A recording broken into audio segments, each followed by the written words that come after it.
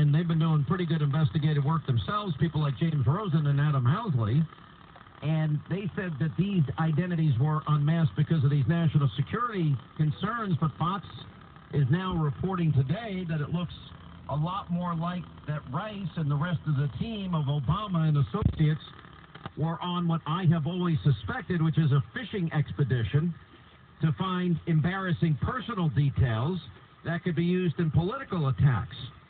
Now, Fox is reporting that the intelligence reports at the center of Susan Rice's unmasking controversy, that they were, quote, detailed, almost resembling a private investigator's file, according to a Republican congressman familiar with the documents. Now, let me just backtrack here. Remember the reporting of Sarah Carter. Remember what she spent a lot of time going into detail on, and that is what changed in 2011. In other words, due to the rules that Obama got approved by the Pfizer Review Court as it relates to these issues of surveillance and unmasking, that, in other words, they fought hard in the intelligence community under Obama to get these rules relaxed. They were claiming the changes would improve intelligence sharing aimed at solving threats and lone wolf terrorism and hackers and foreign espionage. That's what they claimed. And as a result of these rule changes by the Pfizer Review Court in 2011 and adapted again in 2015, just before he left office in January, remember, the 2 weeks prior to him leaving office, the amendment to Executive Order 12333, and now you can share that information with 16 new agencies, which, of course, he never wanted to live under those rules himself. But now it's all beginning to create a pretty big image. And then you put together what Congressman Peter King, who's on the House Intel Committee, and a smart guy and not somebody that's shy, he actually said the following, quote, this is information about everyday lives. So what have I been saying now for the last number of days? That they were using the guise of national security to spy, surveil Trump and his transition team and his campaign team. So this is everything that I was discussing now for weeks is now being confirmed by Congressman Peter King, that in fact the intelligence community has been apoliticized and weaponized. Peter King goes on to say this information is about people's everyday lives. So in other words, it's not about Russia. It's not about China. It's not about Iran. This is about a police state, is what he's describing here. He goes on to say it's sort of like in a divorce case where lawyers are hired and investigators are hired just to find out what the other person is doing morning until night, and then you try and piece it together later on. Okay, but that doesn't have anything to do with national security. And under the guise of national security, what they're saying was false. Anyway, then he goes on before and Devin Nunes, by the way, only recused himself. This is being made into a bigger deal than it really is, and I think he did it for good purposes. I'm getting an update here. Yeah, there is a chance on this health care bill.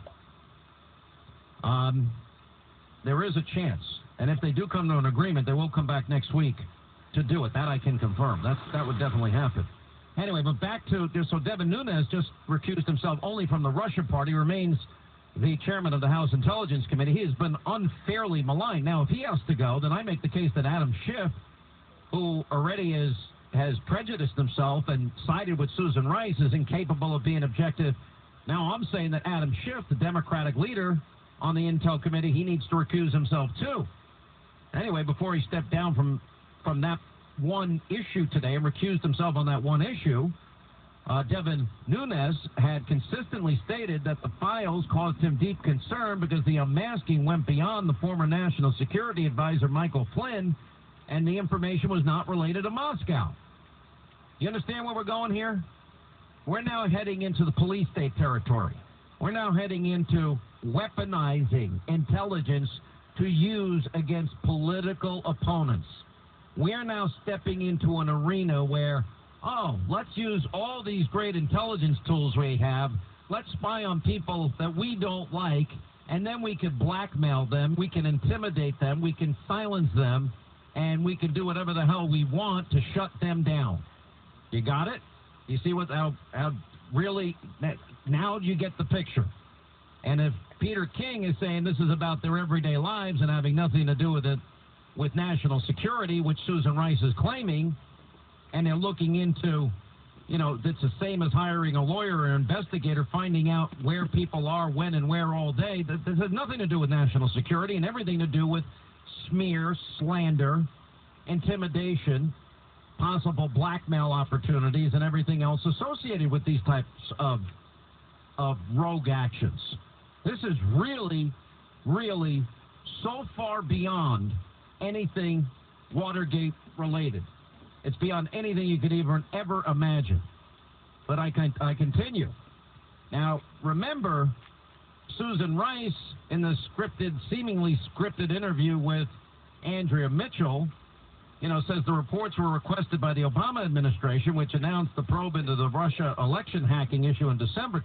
But this was happening before then. This was happening in October, before the election.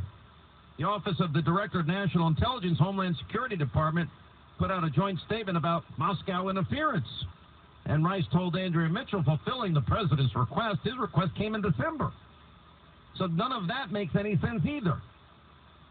And then it goes well beyond this. Now, our friend DeRoy Murdoch detailed the real Russiagate scandal, and he's picked up on what we've talked about, which is the Uranium One deal. And, I think he did a really good job. And, it turns out there's a ton of evidence supporting claims that the one candidate in last year's presidential election that was completely compromised by connections to the Kremlin was Hillary. And nobody ever wants to talk about it.